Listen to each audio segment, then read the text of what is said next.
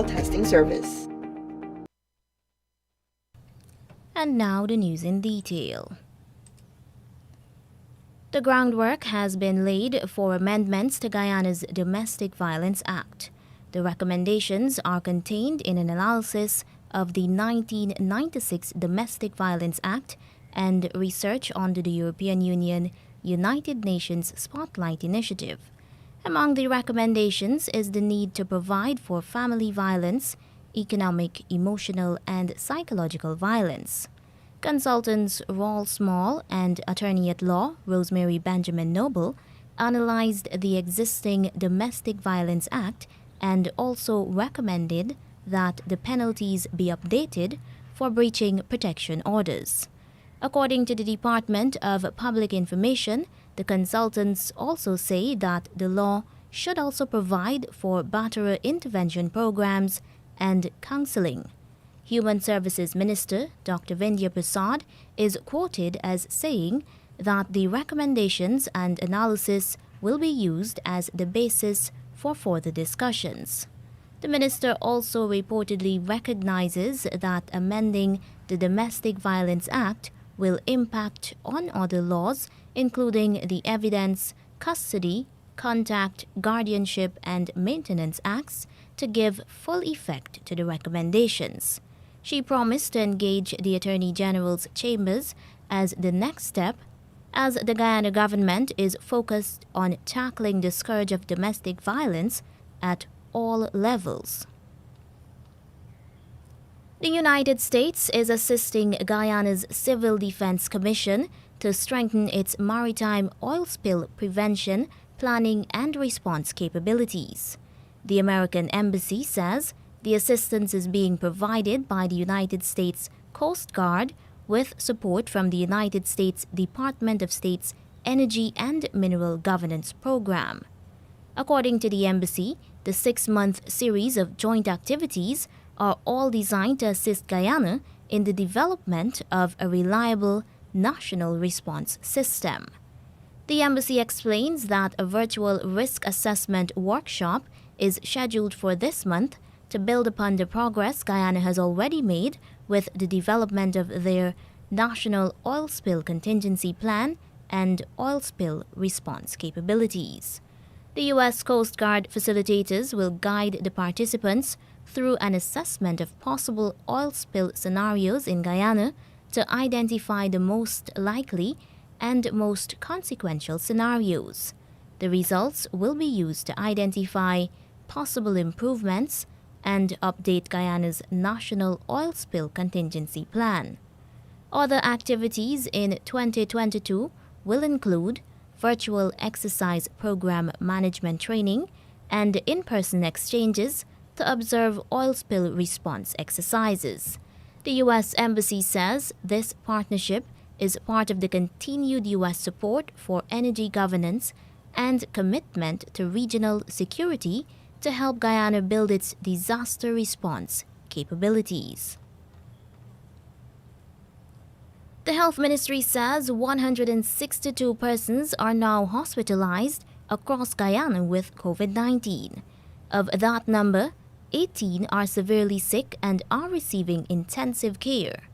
According to the official figures released yesterday afternoon, 11,639 persons have now been told to isolate themselves at home.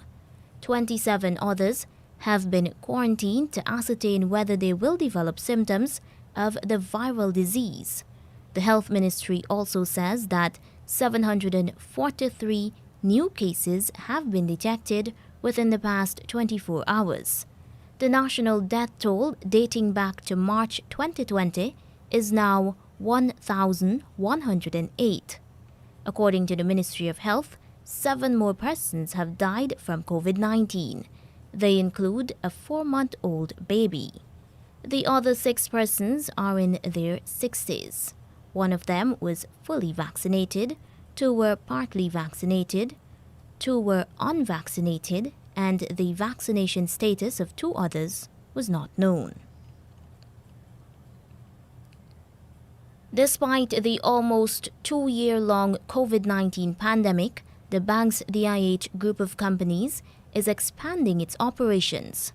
Chairman and Managing Director Clifford Rees says that lands are being acquired at Bartica and Vredenhoop, on which 2 new quick-serve restaurants will be built. Mr. Rees also says that the soft drinks plant syrup room and blending facility are being upgraded to produce Minute Maid products under license from Coca-Cola.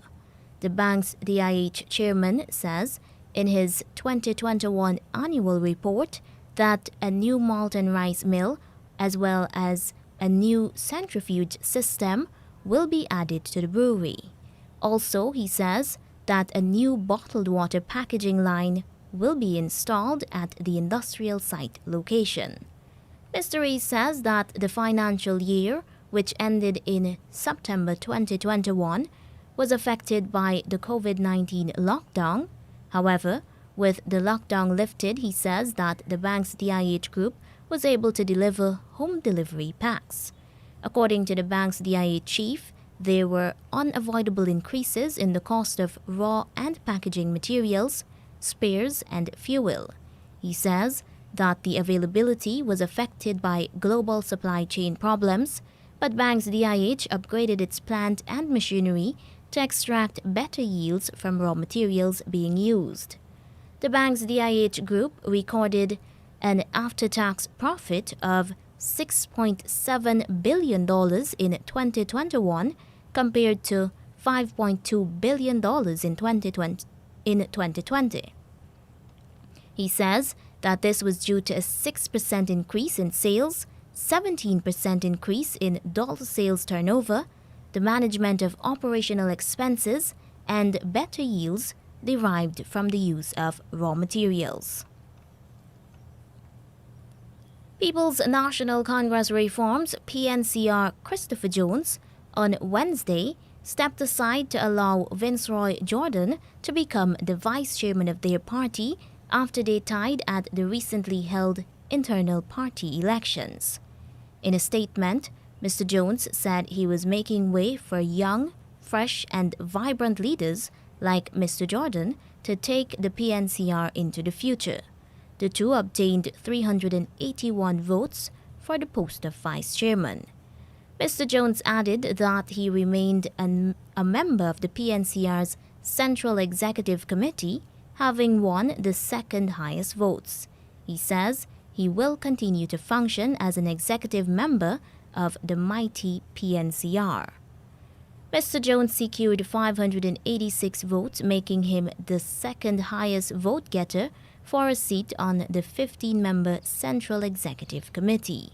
Mr. Jones said he opted to give way to Mr. Jordan after lengthy discussions with the leadership of that party.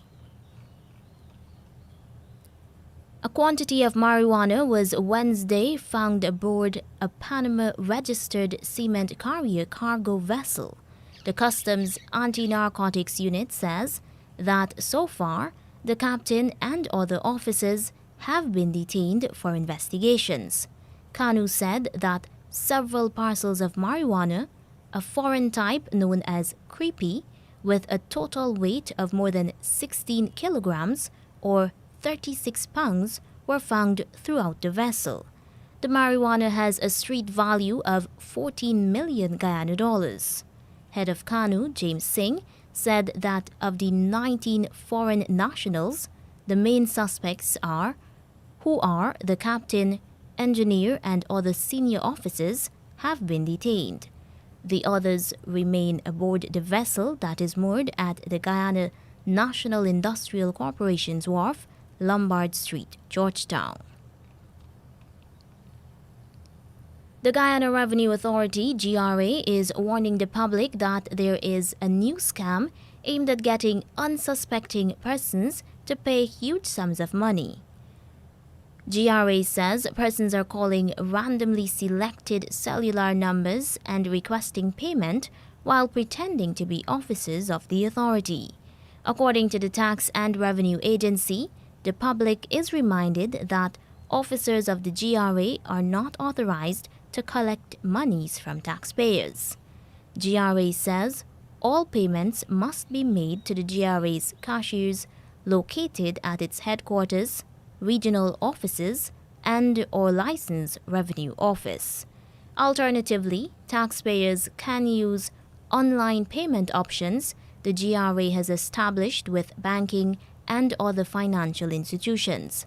A breakdown of the tax type and amount paid must then be presented to the GRA's cashiers.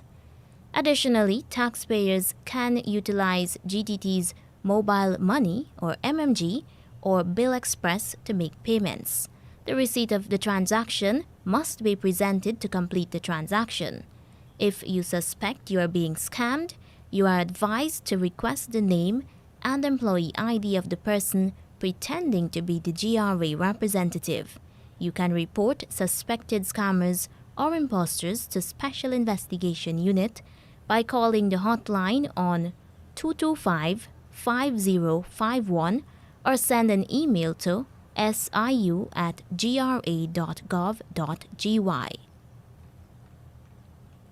And over now to regional news. Barbados's Prime Minister, Mia Amor Motley, created history once again with a second consecutive 13-0 victory at the polls. Addressing a victory rally outside her Barbados Labour Party BLP headquarters early this morning, she said it was important that her party obtained a fresh mandate from the electorate. It is our solemn commitment that there are many things that must now be on the front burner. And that is why we came to you earlier. We could have stayed on for another 18 months and drawn salary and done just enough to keep us going. But we understood that it would not be enough to keep this country safe or to build the platform for prosperity. So we took the risk and we came to you, the people. The Barbadian leader says that the Constitution provides for a party winning all 30 seats, and that does not make the country a one-party state. It would be remiss of me not to address this one issue, because we went into this election with people accusing us of wanting to have a one-state, one-party state, when in truth and in fact, our Constitution admits in a multi-party democracy of the people given all of the seats to one entity.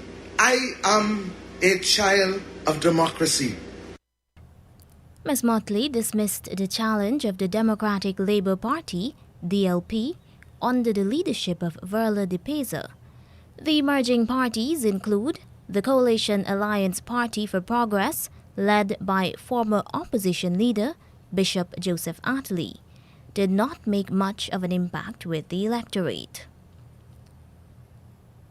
In Trinidad, 2 men have been arrested and charged after they skimmed a credit card belonging to a government senator earlier this month. The Trinidad Newsday newspaper reports that police said the senator reported to police on January 7th that his card had been skimmed and used. Police then arrested the 2 men last week, Wednesday. Investigators said they found several items at the homes of both men, which they suspect were bought using the skimmed credit card.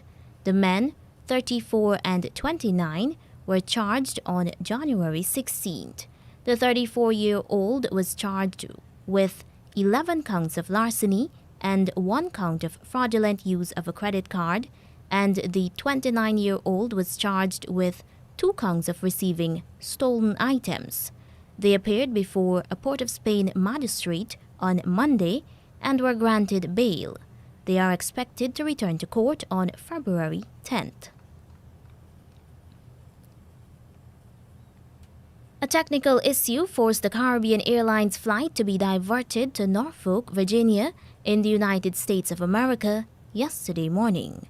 BW 520 departed Piarco at 11 hours 48 p.m. and was en route to New York's John F. Kennedy Airport when cracks developed in the jet's windshield.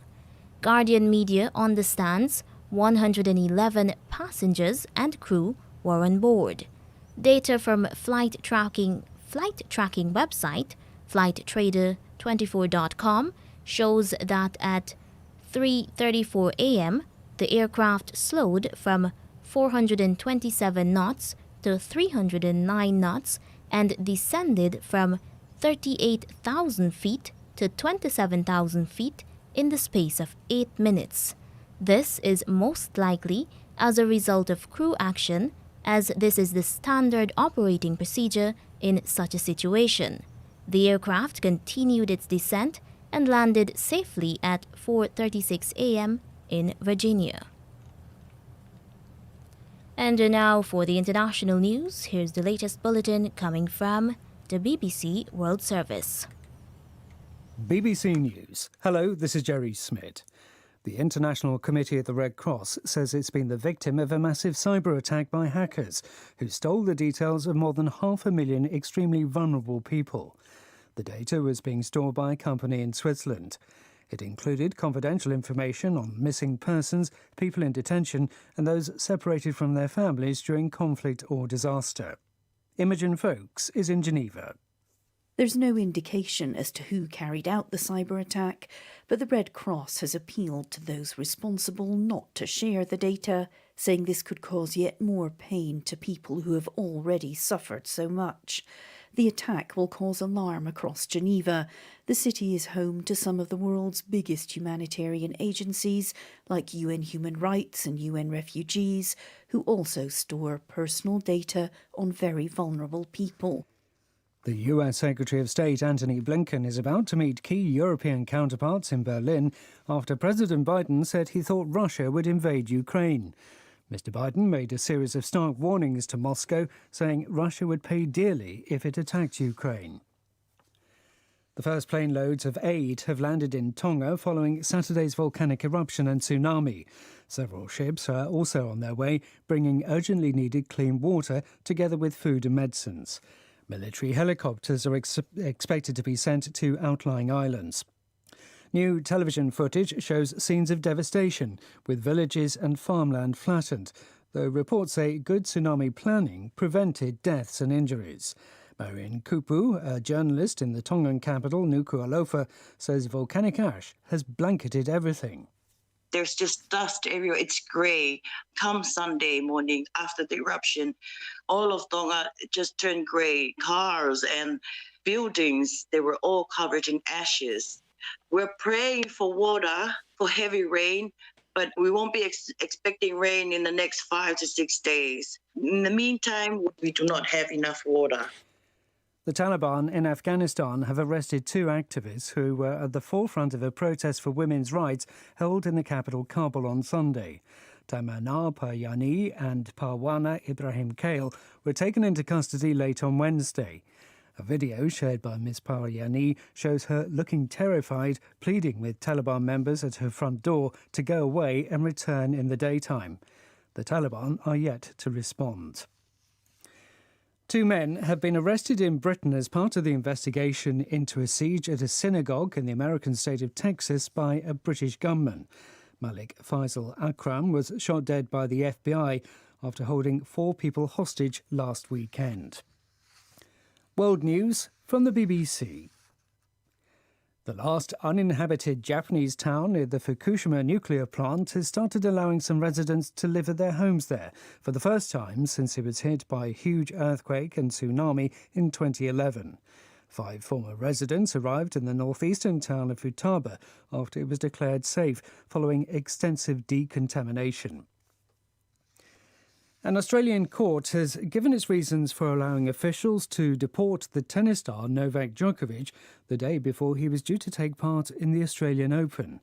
This report from Michael Bristow. The tennis star was deported last Sunday, but the court has only now published its reasons for allowing that process to take place.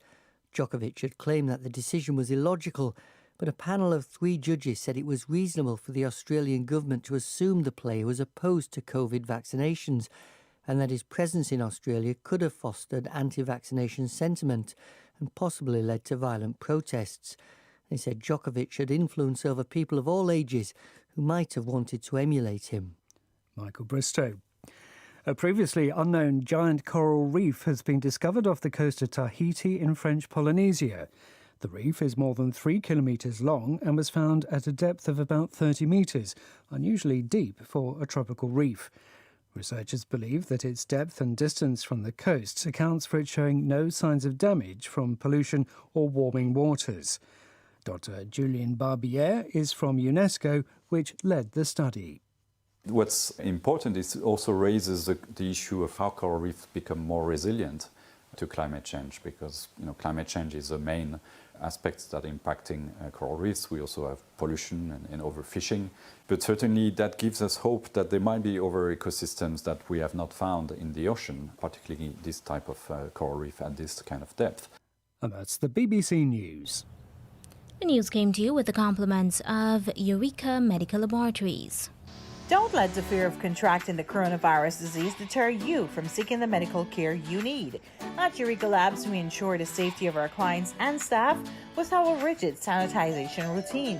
This involves the use of ultraviolet lights to effectively rid the air and all surfaces of viruses and bacteria that may be present throughout the lab daily. The light works to rapidly inactivate microorganisms through a physical process that is invisible to human eye. So the next time you need a checkup, don't hesitate to give us a call on 225-7574 to schedule your appointment. And now to end the news, here is a recap of the leads. The Domestic Violence Act looks set to be amended to include other forms of violence. The United States is helping Guyana to better respond to disasters and oil spills. In regional news, the Barbados Labour Party has been voted back into office in yesterday's general election. A New York-bound Caribbean Airlines plane had to be diverted to Virginia in the United States after cracks developed in the windshield. And internationally, hackers have stolen vital information about millions of vulnerable persons around the world from the Red Cross. And that's the end of the news.